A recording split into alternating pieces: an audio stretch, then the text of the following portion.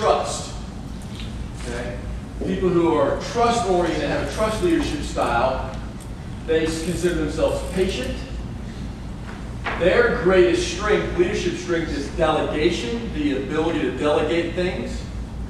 Quiet is their communication style. So just quiet, almost detached in some ways. They like a stable environment, consistent, stable environment. And under stress, they become deferent. Another way to look at this is under stress, they can become disengaged, meaning in stressful situations, they actually detach from the team altogether. Okay? There are positives and negatives about all of these things. Okay? Now, the other thing that I didn't make this list that I wanted to mention before we dig in a little more. A person with a trust leadership style is focused very heavily on the culture of their team or their office. So just put in your head, culture. Culture of team or culture of office. That's what they're focused on. A sharer is focused on people. The people and how they're performing and how they're developing and how they're learning. A seller is focused on growth. And a teller is focused on goals. Now, the reason I picked that one out and brought it up is because it's a good way to illustrate how all of these things are useful. In fact, in some cases, they can be linear. So watch this, how this works. A trust person is focused on the culture of their office or their organization, their division, their company, whatever they own. They're most concerned about creating a culture. So people are coming and going, situations are happening. I'm focused on a culture. Now, if the culture is strong, then the people in the culture will flourish. They'll come into the organization, they'll contribute, they'll be engaged because the culture is strong. So a people-focused person is a shared leadership style, the people will flourish.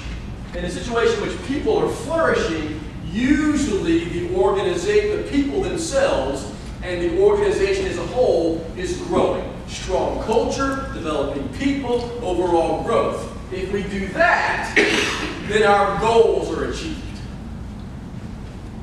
So the reason I illustrated it that way is that there are a lot of us in sales leadership who are so focused on immediate goal. Next week's number, next month's number, next quarter's number. We got to be, I'm not saying it's bad, I'm just saying this is our focus. That our focus stays on goals. And so what happens is we end up muscling the goals. You've heard that term before, right? If you're listening to your sales, you muscle the goal. We find a way to muscle through to hit this quarter's numbers. Muscle through to get this month's numbers. We're constantly muscling that goal. When we're muscling that goal, we're never really achieving any real overall broader growth. We're just muscling numbers.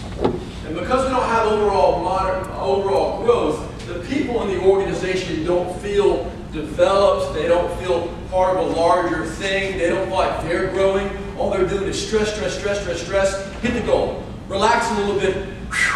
Stress, stress, stress, stress, stress. Hit the goal. Relax a little bit. Stress, stress, stress, stress, stress. Hit the goal. So they don't feel like they're growing at all. So there's no growth there. And what you end up with is a culture that either doesn't exist or is so stress-driven and driven by this that nobody wants to be in it. So one of the challenges for organizations that are sales organizations is we have to be here or we'll be out of business. Nobody's saying we should all get beer fridges and ping pong tables and have culture today. But we're so focused here that we never do anything that truly creates momentum. Hitting a goal, momentum is misdefined. Hitting a goal does not create momentum. Having people who are growing and developing and their skills are getting better and they're learning and they're getting better as salespeople and they're sharing and everybody's this room right now, what's happening in here, hopefully, is how development occurs. That's how momentum is created.